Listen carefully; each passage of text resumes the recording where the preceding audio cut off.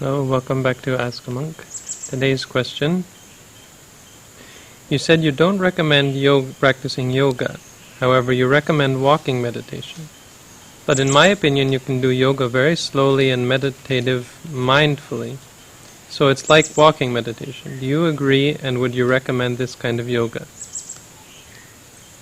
The only reason why we practice walking meditation really is because sitting around all day is not good for the body, and moreover is quite difficult to maintain because of the stress on the body.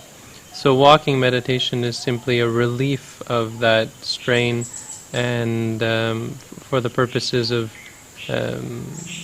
sort of exercising the body in the limited sense of allowing the blood to flow and the food to digest and so on. For instance, after you eat, if you go and sit down, the food in your body doesn't digest, and some of the things that I went over in the How to Meditate videos.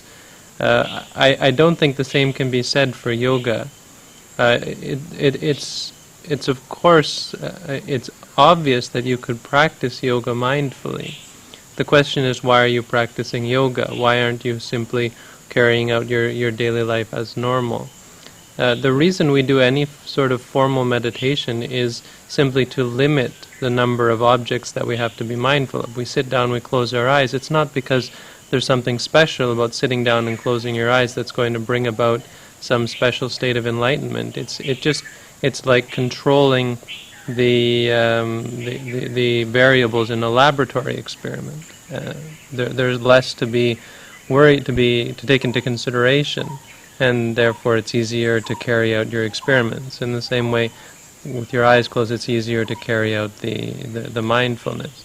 The same can be said with walking meditation. There's nothing special about it because it's slow or in some way meditative. It's just that it's a piece-by-piece motion, so you're able to watch one movement at a time. You're able to watch your mind's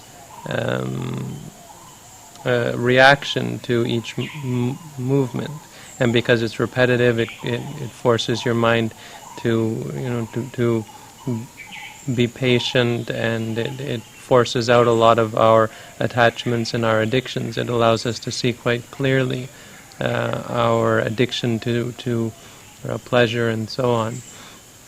I don't personally think that the same can be said of yoga. I think that it's a spiritual practice with its own theory and philosophy and goals, and I'm not 100% sure what those are, but I get the feeling from what I've learned that they're varied, and so you couldn't say that yoga is for X, Y, or Z.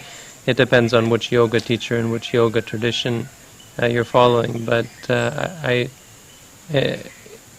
think you could practice yoga mindfully. The question is, why are you practicing yoga? And I would say the answer to that question probably makes it on some level incompatible with your practice of Buddhism, in the sense that it's on a different path, a path which